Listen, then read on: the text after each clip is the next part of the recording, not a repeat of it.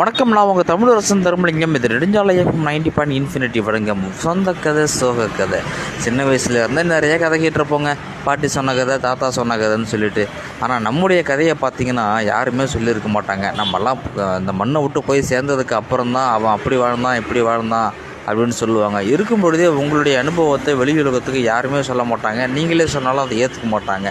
ஆனால் உங்கள் கதையை கேட்குறேன்னு விரும்புகிறீங்களா? என்னுடைய வாட்ஸ்அப் நம்பருக்கு நீங்கள் உங்களுடைய கதையை சொல்லுங்கள், உங்களுடைய அனுபவத்தை பகிர்ந்துக்குங்க. அதை நான் கதையாக மாற்றி சொல்கிறேன். ஓகே, இன்றைக்கி ஒரு கதையை பேசுவோமா? வாங்க கதைக்குள்ளே போகலாம். ஒரு ஆசிரியர் என்ன சொல்கிறாரு மாணவர்களே அந்த மாமரத்தை பாருங்கன்னு சொல்கிறாங்க. அந்த மாமரத்தை கீழே ஒரு அப்பாவும் பையனும் வராங்க. 2 மாமரத்தை பொறுக்கிறாங்க. பையன் ஒரு மாமரத்தை பொறுக்கிட்டு போயிடுறான், அப்பா ஒரு பழத்தை எடுத்துகிட்டு போயிடுறாரு. அடுத்து ஒரு குரங்கு கூட்டம் வருது. அந்த குரங்கு கூட்டத்தில் தாய் குரங்கு சேய் குரங்கு மடியில் சுமந்தபடி வந்துக்கிட்டு இருக்குது. தாய் குரங்கு 2 மாம்பழத்தை எடுக்குது. அதில் ஒன்று தன்னுடைய வாயில் வச்சுக்கிட்டு, ஒன்று கையில் வச்சுக்கிட்டு ஓடிக்கிட்டு இருக்குது. படுத்துக்கிட்டு இருந்த அந்த சேய் குரங்கு என்ன பண்ணுதுன்னா, மடியில் படுத்துக்கிட்டே இன்னொரு மாம்பழத்தை வாங்கி சாப்பிட்டுக்கிட்டு போய்கிட்டு இருக்குது. அடுத்து ஒரு எறும்பு கூட்டம் வருது. அந்த எறும்பு கூட்டத்தில் தாய் எது, தந்தை எது, குழந்தை எதுன்னு யாருக்குமே தெரியல.